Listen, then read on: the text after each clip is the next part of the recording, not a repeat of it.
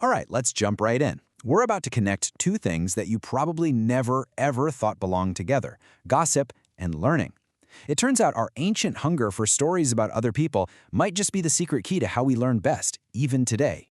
You know, when you hear the word gossip, this is what pops into your head, right? It's that idle chatter, maybe a little mean-spirited, something that's seen as a total waste of time. It has a seriously bad rap.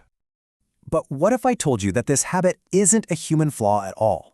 What if it's actually the glue that holds our society together?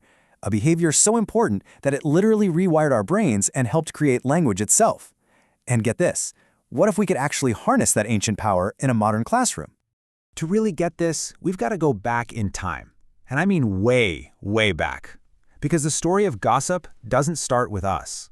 It starts with our primate ancestors and how they built their social circles. For primates, the bedrock of their whole society is this thing called social grooming. You know, picking bugs out of each other's fur. It's not just about being clean. It's this super intense one-on-one interaction that releases a flood of feel-good chemicals, endorphins. It's how they build trust and form alliances. But there's one big problem with it. The issue, as you can see here, is that grooming is a one-at-a-time deal. So as our ancestors' groups got bigger, they started to hit a wall. You just can't spend your whole day grooming if you also need to, find food and not get eaten. It basically put a hard cap on group size at around 80 individuals. So how did we break through that? Well, we evolved language. Think of it as vocal grooming. Suddenly, we could bond with multiple people at once, just by talking. And man, this quote from the evolutionary psychologist Robin Dunbar just nails it. He basically argues that gossip, which by the way makes up something like 2/3 of all our conversations, is the very thing that allowed us to build these huge complex societies. It's not a bug, it's the core feature of being human. Okay, so our brains have spent millions of years getting incredibly good at processing social stories. But what happens when you take that ancient story-wired brain and stick it in a modern science classroom? Well, you run into a bit of a problem. What's so wild about this is the huge contrast it shows.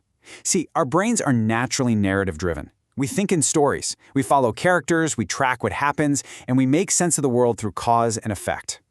But the traditional classroom is expository-driven. It's all about facts, logical arguments, and these abstract structures that are completely foreign to how our brains are naturally wired. So this leads to a huge question, right? By relying so heavily on these dry, factual presentations, are we essentially teaching science against the grain of our own biology? Are we just making learning way harder than it needs to be? It's a really cool theory, but is there any actual proof? Does using stories in a science class really make a difference? Well, a major new analysis decided to find out once and for all. And we're not talking about some tiny little study here. Researchers pulled together the results from 30 different experiments. That's data from over 5,300 students. They directly compared what happened when kids learned from a story versus when they just got the standard textbook version. And the results were super clear. There was a significant positive effect when using stories. Now, this G value you see, that's just a fancy term for effect size. It tells you how big of a difference the stories made.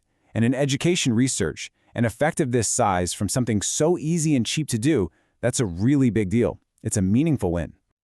But this is where it gets really, really interesting. When the researchers dug into what kind of learning was improving, a super clear pattern emerged. The biggest benefit wasn't just helping students memorize facts. Nope, the major win was in creating deep conceptual understanding. Stories were helping students actually connect the dots and make sense of the science. So, okay, the verdict is in. Stories work. But this is where the research gets incredibly useful, because it turns out that the kind of story you tell matters a lot. This is the million-dollar question, isn't it? If we're going to use this powerful tool, we have to know how to use it correctly. What makes for a good science story? And the data here is just, wow. It's probably the most important finding in this whole thing. Stories about the real lives and struggles of actual scientists, incredibly effective. Relatable, personal stories, also pretty good. But look at this last one. Fictional stories, like a cartoon molecule with a face, were not just useless, they were actually worse than nothing. Students learned less than if they had just read the boring old textbook. So what's going on? Why do these fictional stories completely backfire? Well, the researchers think it's a few things. First, you get these seductive details, fun parts of the story that have nothing to do with the science and just distract everyone. Also, students might think the goal is just to be entertained, not to learn, and maybe most importantly, fictional characters just don't feel real, which can actually make the science itself seem less credible. So, the bottom line is, there's a clear playbook here. Do tell stories about real scientists' struggles and all. Do use personal anecdotes to make a concept stick.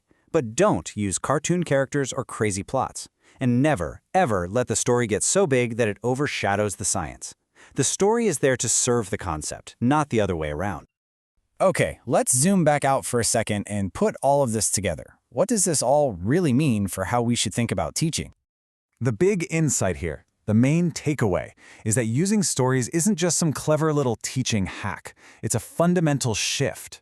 It's about aligning the way we teach with the way our brains were actually built to learn, an architecture that was shaped over millions of years to crave and process stories about people. So if you're going to remember just 3 things, let it be these. First, our brains are story processors. It's our evolutionary superpower. Second, using that in the classroom leads to much deeper understanding, not just memorizing facts. And third, and this is the most important one, authenticity is everything. The best stories are about real people and their real experiences. And that kind of leaves us with one last thought to chew on. We've seen how this works in a classroom. But if our brains really are wired this way, where else are we communicating against the grain? In our jobs, in our families, and how we talk about huge challenges in society? Where could a good, authentic story make all the difference?